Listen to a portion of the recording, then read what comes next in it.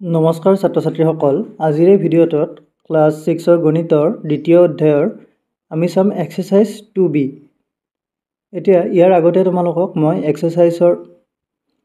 Basic ভিডিঅ'খিনি দি দিছো 2b যিখিনি basic আছিল সেইখিনি দি দিছো তোমালোকে ভালদৰে চাই লবা 2b বেসিকত আমি কি পাইছিলো যে কোনো এটা সংখ্যা আমি চাই পিনে কেনেকৈ ক'ব পাৰিম হেতু 2 ৰে বিভাজ্য নে তোমাৰ 3 ৰে বিভাজ্য হেতু আমি ক'ব পাৰিম এতিয়া অনুশীলনী 2b তাৰে কেইটামান কোৱেশ্চন আছে এতিয়া এইখিনি চোৱা তোমালোকে প্ৰথমটো কি দিয়া আছে তলৰ কোনবোৰ সংখ্যা 1 নম্বৰত আছে 2 ৰে 2 নম্বৰত 5 ৰে আৰু 3 নম্বৰ দিয়া আছে 10 ৰে বিভাজ্য এতিয়া ইয়াৰ সলিউশন কেইটা চাবা ওয়ান সলিউশন সো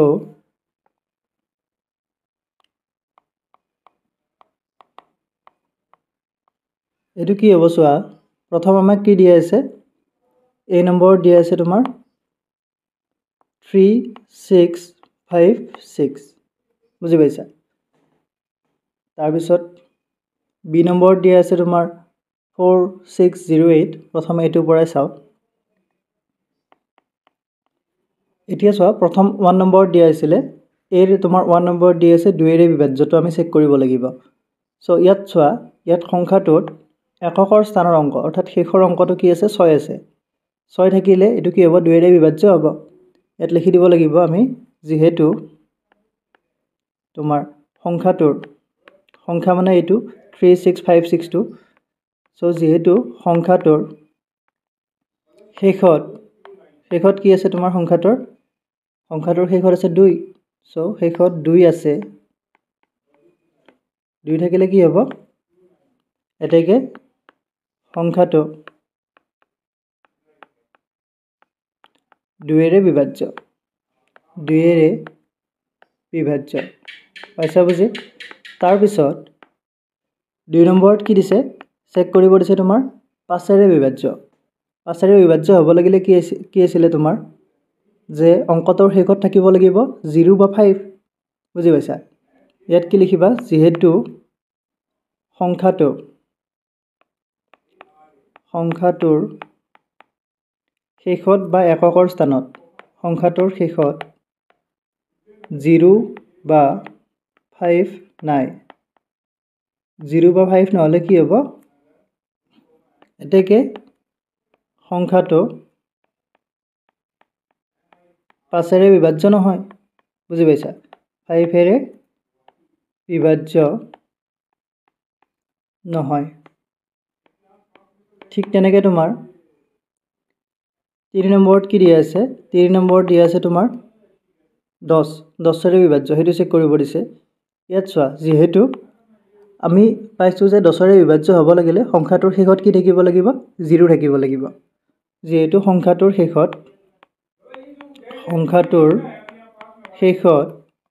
শেষত কি নাই তোমাৰ শেষত 0 নাই 0 নহলে কি হ'ব এটাকে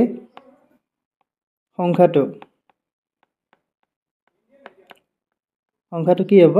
10 ৰে বিভাজ্য নহয় 10 ৰে বিভাজ্য নহয় পাইছা বুজি এতিয়া আমি বি নম্বৰটো চাও বি নম্বৰটো কি দিয়া আছে সংখ্যাটো আছে তোমাৰ 4608 এতিয়া এইটো কি কৰিব লাগিব চাব লাগিব 2 ৰে বিভাজ্য হয়নে নহয় 5 ৰে হয়নে নহয় তাৰ পিছত কি আছিল তোমাৰ 2 5 আৰু আছিল তোমাৰ 10 সো এইখিনি প্ৰথমতে আমি কপি কৰি ললো এটো পাস কৰি দিলো এতিয়া চোৱা 1 নম্বৰত কি দিছিলে আমাক 2 ৰে বিভাজ্য হয়নে নহয় চাব দিছিলে এতিয়া সংখ্যাটোৰ শেষত কি আছে ইয়াত সংখ্যাটোৰ শেষত আছে তোমাৰ 8 আছে 8 আছে 8 থাকিলে কি হ'ব সংখ্যাটো 2 ৰে বিভাজ্য হ'ব ঠিক তেনেকৈ এই সংখ্যাটো 4608 ইয়াৰ শেষত তোমাৰ 0 বা 5 নাই সো সংখ্যাটো 5 ৰে বিভাজ্য নহয় বুজি পাইছা এটো 5 ৰে বিভাজ্য নহব সেই কাৰণে তাৰ পিছত সংখ্যাটোৰ শেষত 0 নাই 0 নহলে সংখ্যাটো 10 ৰে বিভাজ্য নহয় পাইছা বুজি ঠিক তেনেকৈ আমি সি নম্বৰটো চাব লাগিব সি নম্বৰত কি দিয়া আছে 23040 এটা সি নম্বৰটো আমি এইখিনি কপি কৰি ল'ম কপি কৰিলে তোমাৰ সময়টো কম সময়তে হ'ব সি নম্বৰটো চোৱা সি নম্বৰটো দি আছে 23040 এতিয়া ইয়াত চোৱা সি নম্বৰটোত সংখ্যাটোৰ শেষত কি আছে ইয়াত সংখ্যাটোৰ শেষত আছে সি নম্বৰত 0 আছে সো 0 থাকিলে কি হ'ব 2 এৰে বিভাজ্য হ'ব ঠিক তেনেকৈ সংখ্যাটোৰ শেষত কি আছে 0 বা 5 নাই নহয় ইয়াতে 0 আছে বুজি পাইছা সংখ্যাটোৰ শেষত কি আছে 0 আছে 0 থাকিলে কি হ'ব এটাকে সংখ্যাটো 5 এৰে বিভাজ্য হ'ব বুজি পাইছা 5 এৰে বিভাজ্য ঠিক তেনেকৈ তোমাৰ সংখ্যাটোৰ শেষত কি আছে 0 আছে 10 এৰে চাব লাগিলে আমাক 0 ৰে হৰণ যাব লাগিব সো সংখ্যাটোৰ শেষত কি হ'ব 0 আছে 0 থাকিলে কি হ'ব তোমাৰ সংখ্যাটো 10 এৰে বিভাজ্য হ'ব বুজি পাইছা সো এটাকে সংখ্যাটো 10 এৰে বিভাজ্য এতিয়া আমি ডি নম্বৰটো চাম ডি নম্বৰটো কি দিয়া আছে ডি নম্বৰটো আছে তোমাৰ 47215 পাইছা বুজি 47215 এটা ইয়াৰ শেষত কি আছে 5 আছে 5 থাকিলে কি হ'ব 2 এৰে হৰণ নাযাব নিশ্চয় পাইছা বুজি সো এইখিনি কপি কৰি লওঁ আমি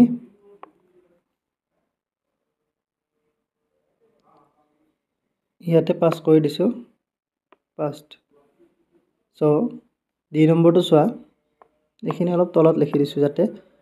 সুবিধা হয় তোমালোকৰ ডি টো আছিল 47215 এতিয়া ইয়াত চোৱাচোন তোমালোকে ইয়াৰ সংখ্যাটোৰ শেষত কি আছে 5 আছে সংখ্যাটোৰ শেষত 5 আছে এটাকে সংখ্যাটো 2 এৰে বিভাজ্য নহয় 5 থাকিলে 2 এৰে বিভাজ্য নহয় ঠিক তেনেকৈ 5 এৰে বিভাজ্য চাব লাগিলে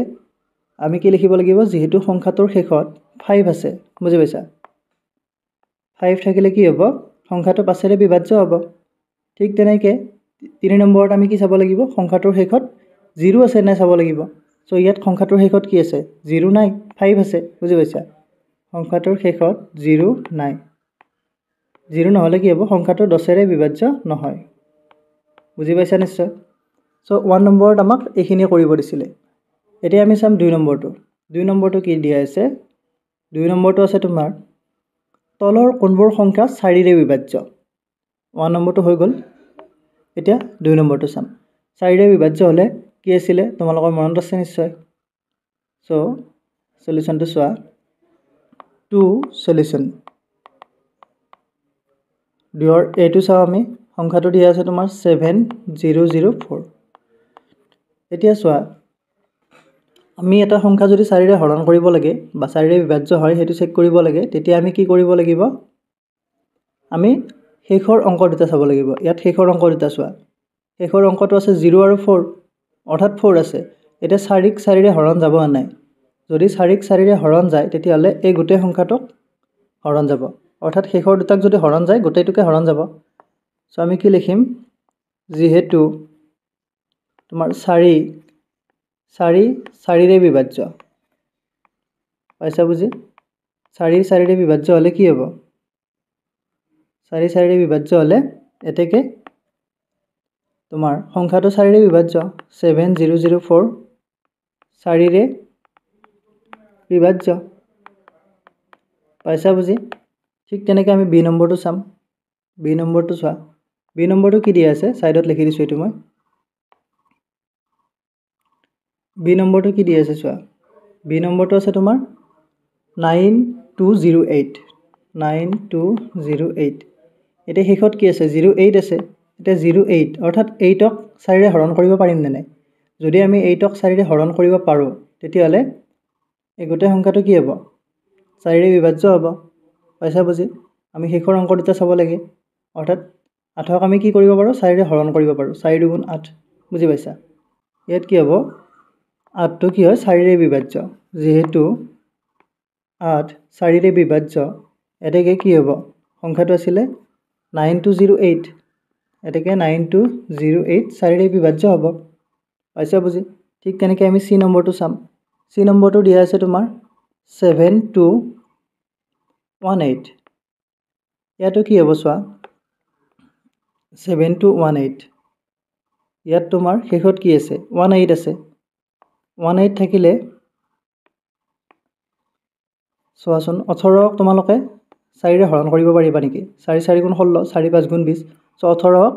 4ৰে হৰণ কৰিব নোৱাৰিলে কি লিখিব লাগিব যেহেতু 18 4ৰে বিভাজ্য নহয় নহলে কি হ'ব সংখ্যাটো 4ৰে বিভাজ্য নহব therefore সংখ্যাটো কি আছিল তোমাৰ 7 to 18 সো 7 to 18 টো 4ৰে বিভাজ্য নহয় পাইছা বুজি ঠিক তেনেকৈ ডি নম্বৰটো চোৱা ডি নম্বৰটো দিয়া আছে 3000 এটা আমি পাইছো যে 4ৰে হৰণ হ'ব লাগিলে যদি সংখ্যাটোৰ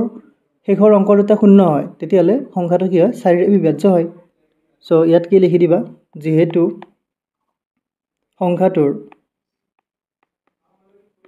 সংখ্যাটোৰ শেষৰ অংক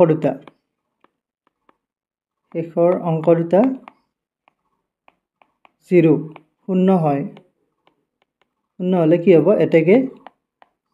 3000 অৰ্থাৎ 3000 টো কি হ'ব 4ৰে বিভাজ্য পাইছা বুজি এতিয়া আমি চাম 3 নম্বৰটো কি দিয়া আছে 3 নম্বৰ কোৱেশ্চনটো চোৱা 3 নম্বৰটো দিয়া আছে তলৰ কোনবোৰ সংখ্যা 8ৰে বিভাজ্য এতিয়া আমি 8ৰে চাব লাগিব 8ৰে বিভাজ্যৰ নিয়মটো তোমালোকৰ মনত আছে নিশ্চয় সো 3 সলিউশন 3 নম্বৰটো কি হ'ব চোৱা 3 সলিউশন প্ৰথম আমি a টো চাও 3 a টো কি দিয়া আছে তোমাৰ সংখ্যাটো দিয়া আছে 1238 এতিয়া 8ৰে বিভাজ্য হলে আমি কি চাব লাগিব শেষৰ অংক তিনিটা চাব লাগিব শেষৰ অংক তিনিটা যদি 8ৰে বিভাজ্য হয় তেতিয়ালে গোটেই অংকটো 8ৰে বিভাজ্য হ'ব সো আমি 238 টো চাম এতিয়া 238 টো তোমালোকে 8ৰে হৰণ কৰা কেইবাৰ যাব 8 2 গুণ 16 8 3 গুণ 24 দুইবাৰ যাব 16 হলে ইফালে 4 3 7 হ'ব 78 হল 78ক 8ৰে হৰণ কৰা 78ত কেইবাৰ যাব 8 9 গুণ 72 9 বাৰ যাব তাৰপিছত আৰু ইফালে কিমান ৰব 6 ৰব 6 ৰলে দশমিকত আহিব অৰ্থাৎ 238ক 8ৰে সম্পূৰ্ণৰূপে হৰণ নাযায় হৰণ নগলে এই সংখ্যাটো কি হ'ব তোমাৰ 8ৰে হৰণ নাযাব পাইছা বুজি সো ইয়াত তোমালোকে লিখি দিয়া যেহেতু 238 8ৰে বিভাজ্য নহয় পাইছা বুজি 8ৰে বিভাজ্য নহলে কি হ'ব এতেকে 1238 8ৰে বিভাজ্য নহয় সিম্পল ঠিক তেনেকৈ এতিয়া আমি বি নম্বৰটো চাম বি নম্বৰটো কি দিয়া আছে ইয়াত এটা বৰ্ডাৰ বনাই দিও আমি বি নম্বৰটো চোৱা বি নম্বৰটো আছে তোমাৰ 2408 এতিয়া 2408 এইটো সংখ্যা আমি 408 টো চাব লাগিব 408 টো যদি 8ৰে হৰণ কৰিব পাৰো আমি তেতিয়ালে গোটেই সংখ্যাটো 8ৰে হৰণ যাব এতিয়া 408 ক 8ৰে হৰণ কৰাচোন তোমালোকে 8 5 গুণ 40 8 গুণ 8 51 বাৰ যাব অৰ্থাৎ সম্পূৰ্ণৰূপে হৰণ যাব হৰণ গলে কি হ'ব কি লিখিব লাগিব ইয়াতে যেহেতু 408 8ৰে বিভাজ্য পাইছা বুজি therefore 2408 কি হ'ব 8ৰে বিভাজ্য হ'ব 8ৰে বিভাজ্য মানে সম্পূৰ্ণৰূপে হৰণ যাব ঠিক তেনেকৈ আমি সি নম্বৰটো চাও সি নম্বৰটো আছে 4316 এতিয়া আমি 316ক চাব লাগিব 316ক তোমালোকে 8ৰে হৰণ কৰা কেইবাৰ যাব 316 by 8 is equal to 8ৰে 8 3 গুণ 24 8 4 গুণ 32 তিনিবাৰ দিব পাৰিম আমি তিনিবাৰ দিলে ইফালে 7 ৰব 76 হ'ব 76 হলে কি হ'ব চোৱা আকৌ 76 হলে 9 বাৰ যাব 8 9 গুণ 72 আকৌ ৰৈ যাব অৰ্থাৎ দশমিকত পাম দশমিকত পোৱাৰ লগে লগে এইটো সম্পূৰ্ণৰূপে হৰণ নাযায় therefore আমি কি লিখিব পাৰিম আমি আগৰ নিচিনাকৈ 1 নম্বৰটোৰ নিচিনাকৈ আমি লিখি দিব পাৰিম সো এটো আমি কি লিখিম চোৱা যেহেতু তোমাৰ এটো কি আছিল 316 316 8ৰে বিভাজ্য নহয় therefore কি হ'ব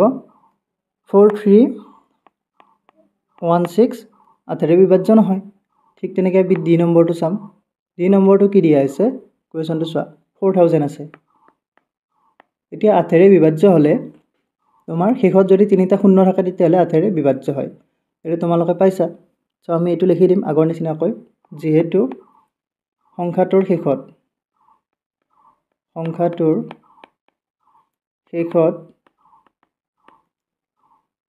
তিনিটা শূন্য আছে বা তোমালোকে কি লিখিবা যেহেতু সংখ্যাটোৰ শেষৰ অংক তিনিটা শূন্য 0 therefore 4000 কি হ'ব 8ৰে বিভাজ্য হ'ব 8ৰে বিভাজ্য বুজি পাইছা নিশ্চয় ঠিক তেনেকৈ আমি 4 নম্বৰটো চাম 4 নম্বৰটো কি আছে চোৱা তলৰ কোনবোৰ সংখ্যা 3ৰে বিভাজ্য এৰে আমি 3ৰে বিভাজ্য চাব লাগিব 3ৰে বিভাজ্যটো চেক কৰিব লাগিলে আমি কি কৰিব লাগে আমি অংক কেইটা যোগ কৰিব লাগিব সো ফৰ সলিউশন চোৱা প্ৰথম আমাৰ এ নম্বৰটো কি দিয়া আছে 780 বুজি পাইছা এতিয়া প্ৰথম এবাৰ সংখ্যাটো লিখি দিছো বাৰু 780 নাও এতিয়া কি কৰিম আমি 7 + 8 + 0 কৰো এইকেইটা যোগ কৰিলে কি হ'ব 7 8 তোমাৰ 15 হ'ব 15 টো তোমাৰ 3ৰে বিভাজ্য বুজি পাইছা 15 টো যদি 3ৰে বিভাজ্য হয় তেতিয়াহলে তোমাৰ এটাকে 780 কি হ'ব 3ৰে বিভাজ্য হ'ব কাৰণ অংক কেইটা যোগ কৰি যেটো সংখ্যা পালো আমি 15 হেতু যদি বিভাজ্য হয় তেতিয়াহলে গোটেই অংকটো 3ৰে বিভাজ্য হ'ব সো 780 3ৰে বিভাজ্য পাইছা বুজি ঠিক তেনেকৈ আমি বি নম্বৰটো চাম বি নম্বৰটো দিয়া আছে তোমাৰ 4752 আছে সো বি নম্বৰটো চোৱা 4752 নাও এতিয়া 4752 4 + 7 + 5 + 2 আমি কৰো কৰিলে কিমান হ'ব এইখিনি যোগ কৰা তোমালোকে 7 4 কিমান হ'ব 11 11 2 12 13 13 পাছত 18 18 3ৰে হৰণ কৰিব পাৰিম না নাই নিশ্চয় পাৰিম সো 18 3ৰে বিভাজ্য 18 যদি 3ৰে বিভাজ্য হয় তেতিয়াহলে কি হ'ব গোটেই সংখ্যাটো 3ৰে বিভাজ্য হ'ব অৰ্থাৎ 4752 3ৰে বিভাজ্য পাইছা বুজি ঠিক তেনেকৈ আমি সি নম্বৰটো চাও সি নম্বৰটো দিয়া আছে 3576 এতিয়া 3576 টো চোৱা 3 + 5 + 7 + 6 অংক কেইটা যোগ কৰিলো কিমান হ'ব 5 3 8 8 7 15 15 পাছত 20 21 হ'ব 21ক 3ৰে আমি হৰণ কৰিব পাৰিম নিশ্চয় 21 কি হ'ব 3ৰে বিভাজ্য হ'ব 21 যদি 3ৰে বিভাজ্য হয় therefore কি হ'ব 3576 3ৰে বিভাজ্য হ'ব 3ৰে বিভাজ্য তাৰ পিছত 4ৰ শেষৰটো চাও আমি ডি নম্বৰটো কি দিয়া আছে 86732 বুজি পাইছা 86732 চোৱা ইয়াতে এতিয়া এইখিনি যোগ কৰিব লাগিব আমি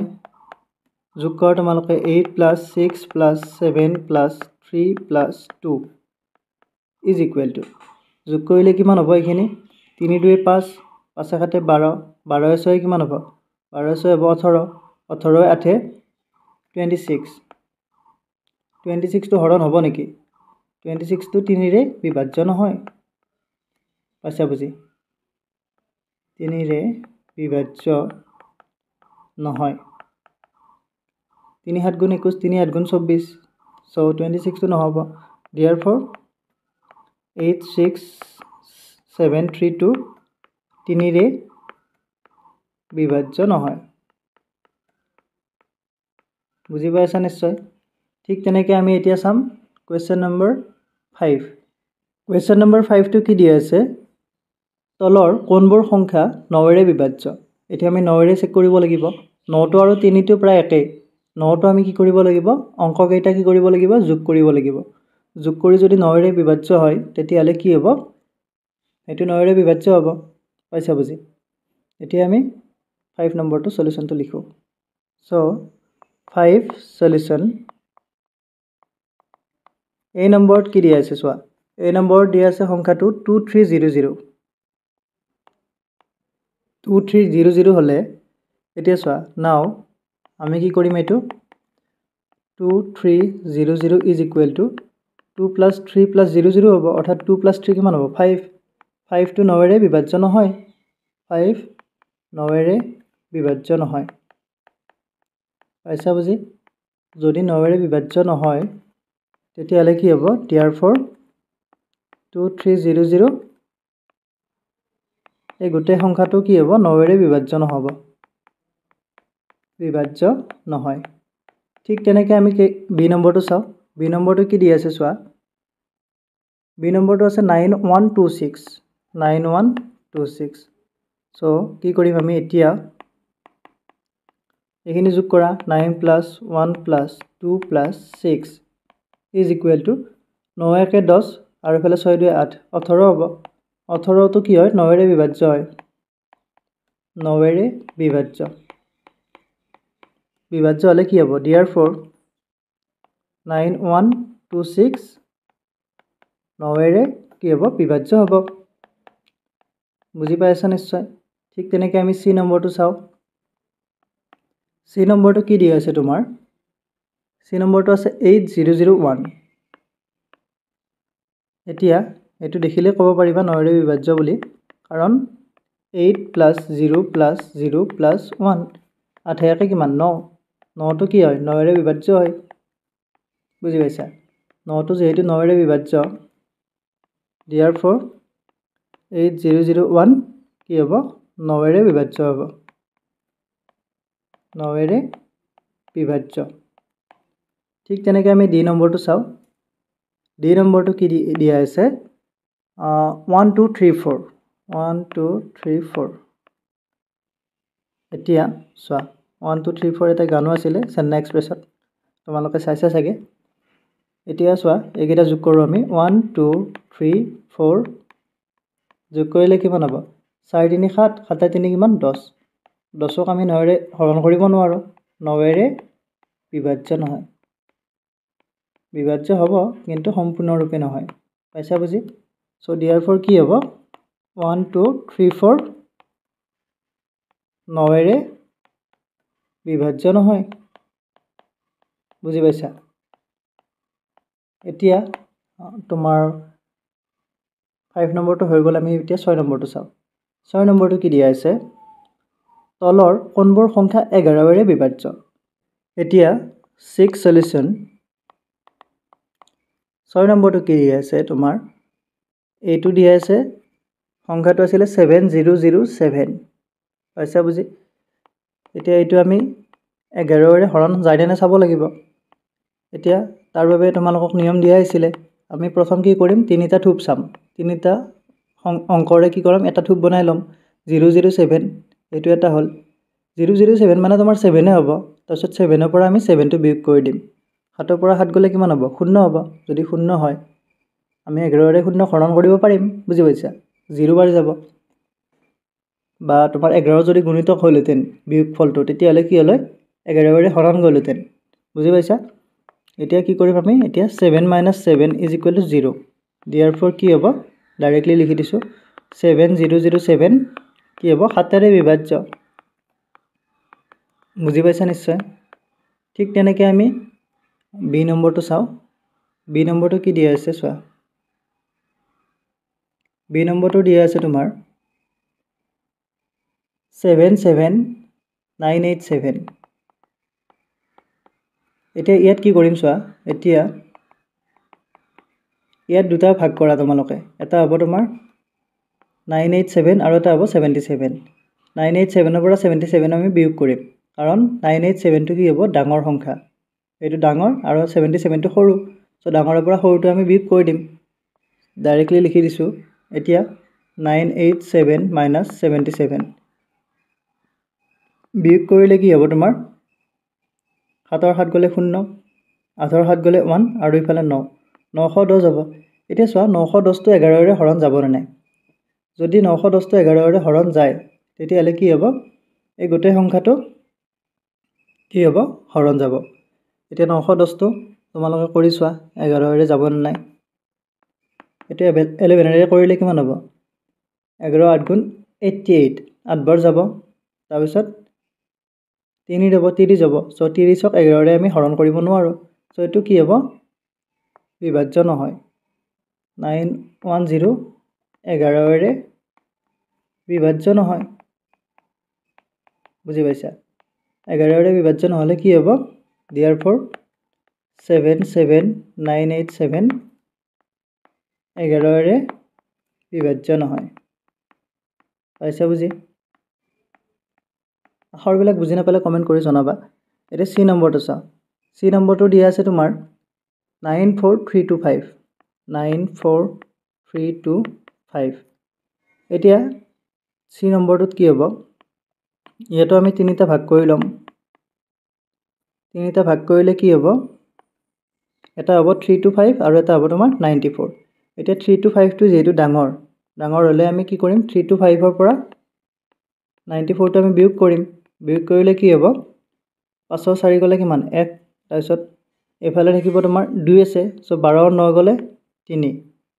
ঠিক তেনেকৈ এফালে থাকিব 2 231 টোক আমি 11 ৰে হৰণ কৰিব পাৰো 11 ৰে হৰণ কৰিলে কিমান হ'ব 11 2 গুণ 22 1 ৰব তাৰপিছত 11 গুণ 11 21 বাৰ যাব সো এটো কি হ'ব আমি লিখিম এটো 11ৰে বিভাজ্য 11ৰে বিভাজ্য মই তলত লিখি দিছো তোমালোকে এটা লাইনতে লিখিবা সো therefore কি হ'ব 94325 এই গোটেই সংখ্যাটো কি হ'ব 11ৰে বিভাজ্য হ'ব বুজি পাইছা নিশ্চয় ঠিক তেনেকৈ আমি ডি নম্বৰটো চাও ডি নম্বৰটো দিয়া আছে 809391 এতিয়া ইয়াত দুটা ভাগ কৰিলে এটা হ'ব 391 আৰু এটা হ'ব 809 এতিয়া 391 আৰু 809 ৰ ডাঙৰটো তোমাৰ কি 809 তোমালোকে কি কৰিব লাগিব 809 ৰ পৰা 391 টো আমি বিয়োগ কৰিব লাগিব বিয়োগ কৰিলে কিমান হ'ব চোৱা এতিয়া কি কৰিম আমি 809 - 391 কৰিম 9 ৰ গলে কিমান হ'ব 8 হ'ব তাৰপিছত ইফালে 0 আছে সো এটো 10 ৰ 9 গলে 1 আৰু ইফালে থাকিলে 7 থাকিলে 7 ৰ 3 গলে কিমান হ'ব 7 ৰ 3 গলে 4 থাকিব 418ক এতিয়া কি কৰিব লাগিব 11 ৰে হৰণ কৰিব লাগিব এটো 11 ৰে হৰণ কৰি চোৱা তোমালোকে কেইবাৰ যাব 11 3 গুণ 33 বুজি পাইছা 33 হলে ইফালে 7 8 থাকিব 88 হ'ব 11 8 গুণ 88 38 বাৰ যাব অৰ্থাৎ সম্পূৰ্ণৰূপে হৰণ যাব হৰণ গলে এটো কি লিখিব লাগিব 11ৰে বিভাজ্য এটো যদি বিভাজ্য হয় therefore এই গোটেই সংখ্যাটো 809391 কি হ'ব 11ৰে বিভাজ্য পাইছা বুজি এতিয়া চোৱা 11ৰে আমি যেটো কৰিছিলো এটো আমি বেলেগ নিয়মো শিকিছো বেলেগ নিয়ম কি আছিল মই ইয়াত এবাৰ কৰি দিছো বাৰু মই তোমাৰ ডি নম্বৰটো আৰু এবাৰ কৰি দিছো এটো আমি বেলেগ নিয়মেৰে শিকিছিলো ডি নম্বৰটো আকৌ এবাৰ কৰি দিছো তোমালোকে যেটো ভাল লাগে তেতে কৰি লবা সো 809391 আমাৰ বেলেগ এটা নিয়ম কি আছিল আমি কি কৰিম যুগ্ম সংখ্যা আৰু অযুগ্ম সংখ্যাবিলাক যোগ কৰিব লাগিব এতিয়া যোগ কৰো চাও আমি যুগ্ম সংখ্যা কেইটা যোগ কৰো যুগ্ম কেইটা যোগ কৰিলে কি হ'ব যুগ্ম সংখ্যা কোন কেইটা হ'ব যুগ্ম সংখ্যা হ'ব তোমাৰ 2 নম্বৰৰ পৰা এটো 9 টো হ'ব তাৰপিছত 9 টো হ'ব আৰু 8 হ'ব সো 9 9 কিমান 18 18 8 কিমান হ'ব 18 2 20 26 হ'ব সো এইখিনি যোগ কৰা 9 + 9 + 8 is equal to 18 8 কিমান 26 26 ঠিক তেনেকৈ অযুগ্ম কেইটা আমি যোগ কৰিম অযুগ্ম সংখ্যা কেইটা যোগ কৰিলে কি হ'ব অযুগ্ম সংখ্যা কি আছে তোমাৰ 1 টো হ'ব 3 টো হ'ব তাৰপিছত 0 টো সো 1 আৰু 3 যোগ কৰিলে কিমান হ'ব 4 হ'ব নিশ্চয় সো 0 + 3 + 1 তোমালোকে এইটো ওলোটাকৈ লিখি দিওঁ বাৰু, কনফিউজ নহ'বা তোমালোকে এইগিলাক। চ' 1 + 3 + 0 কিমান হ'ব? 4 হ'ব। এতিয়া তোমালোকে কি কৰা? বিয়োগ কৰা এইটো। চ' বিয়োগ কৰিলে নাও এতিয়া কি হ'ব? 26ৰ পৰা যদি আমি 4 বিয়োগ কৰোঁ কিমান হ'ব? 6 4 গ'লে হ'ব 2, 22 হ'ব। 22ক আমি 11ৰে হৰণ কৰিব পাৰিম। চ' 11ৰে বিভাজ্য। 22টো যদি 11ৰে বিভাজ্য হয়, therefore এই গোটেই সংখ্যাটো কি হ'ব? 809391 11ৰে বিভাজ্য হ'ব। 11ৰে বিভাজ্য। পাইছা নিশ্চয়? এইটো বুজি পাবা তোমালোকে। আৰু এইখিনি মই তোমালোকক এক্সট্ৰা কৰি দিলোঁ।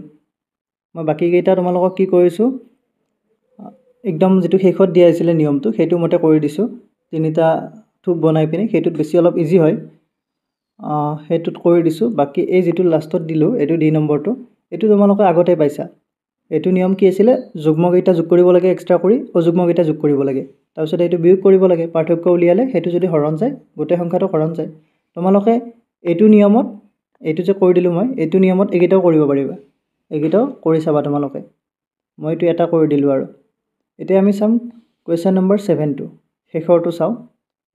শেষৰটো কি দিয়া আছে? তলৰ কোনবোৰ সংখ্যা 6ৰে বিভাজ্য? এতিয়া চোৱা, 6ৰে বিভাজ্য হ'ব লাগিলে কি নিয়ম আছিলে? যে সংখ্যাটো 2 আৰু 3ৰে হৰণ যাব লাগিব। চ' কুৱেশ্যন নম্বৰ 7 সলিউশ্যন। এই নম্বৰটোত কি দিয়া আছে? 3484। বুজি পাইছা? এতিয়া চোৱা,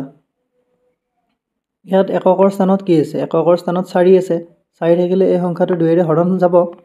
চ' ইয়াত সংখ্যাটোৰ এককৰ স্থানৰ অংকটো বা শেষৰ অংকটো, এককৰ স্থানৰ অংকটো কি হয়? 4। এতেকে সংখ্যাটো কি হ'ব? 2ৰে হৰণ যাব। সংখ্যাটো মানে কি কৈছোঁ এইটো? 3484। সংখ্যাটো 2ৰে বিভাজ্য। পাইছা বুজি? তাৰপিছত আকৌ এগেইন আমি কি চাব লাগিব? 3ৰে বিভাজ্য হয় নেকি চাব লাগিব। 3ৰে বিভাজ্য কেনেকৈ চাম আমি? এইটো গোটেই যিটো সংখ্যা আছে, সংখ্যাৰ অংককেইটা যোগ কৰি দিম। চ' 3 + 4 + 8 + 4 যোগ কৰিলে কি হ'ব? চ' এইখিনি যোগ কৰা। 8 4 12, 12 4 16, 16 17 18 19, 19 হ'ব। এতিয়া চোৱাচোন, 19টো 3ৰে হৰণ যাব নেকি? চ' 3ৰে বিভাজ্য নহয়। 19টো বিভাজ্য নহয়। বিভাজ্য নহ'লে কি হ'ব? therefore 3484 6ৰে বিভাজ্য নহয়। বুজি পাইছা তোমালোকে? তাৰপিছত এতিয়া আমি চাম বি নম্বৰটো। বি নম্বৰটো কি দিয়া আছে চোৱা, 30282। 30282। এতিয়া ইয়াতো শেষত কি আছে? 2 আছে। চ' বি নম্বৰটো চোৱা, ইয়াত কি দিয়া আছে? সংখ্যাটোৰ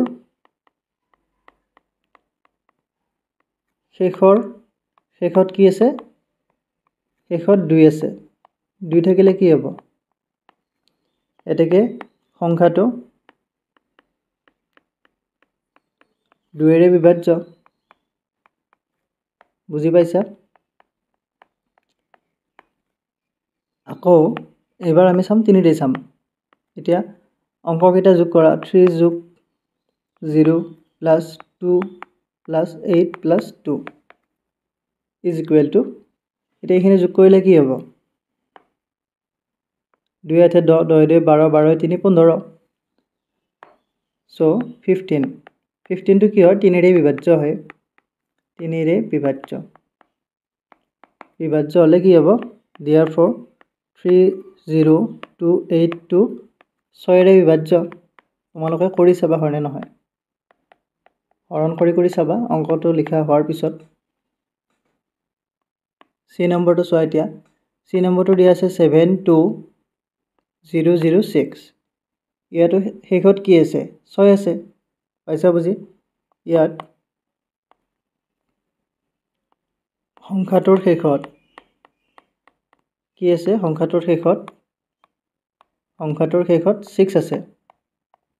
6 থাকিলে কি হ'ব therefore সংখ্যাটো 2 এৰে বিভাজ্য পাইছা বুজি তাৰ পিছত আকৌ এবাৰ কি চাম আমি এইকেইটা যোগ কৰিম অংক কেইটা 7 + 2 + 0 + 0 + 6 যোগ কৰিলে কিমান হ'ব 6 2 8 8 7 15 15 হ'ব 15 টো 3 ৰে বিভাজ্য হয় 3 ৰে বিভাজ্য 3 ৰে বিভাজ্য হোৱাৰ লগে লগে গোটেই সংখ্যাটো 6 ৰে বিভাজ্য হ'ব 72006 কি হ'ব 6 ৰে ইয়াত মাজত কমা এটা দিছো কিন্তু 6 ৰে বিভাজ্য বুজি পাইছা নিশ্চয় ঠিক তেনেকৈ আমি ডি নম্বৰটো চাওঁ ডি নম্বৰটো দিয়া আছে তোমাৰ ডি নম্বৰটো চোৱা ডি নম্বৰটো আছে 34560 সো ইয়াত কি আছে শেষত কি আছে শেষত 0 আছে সংখ্যাটোৰ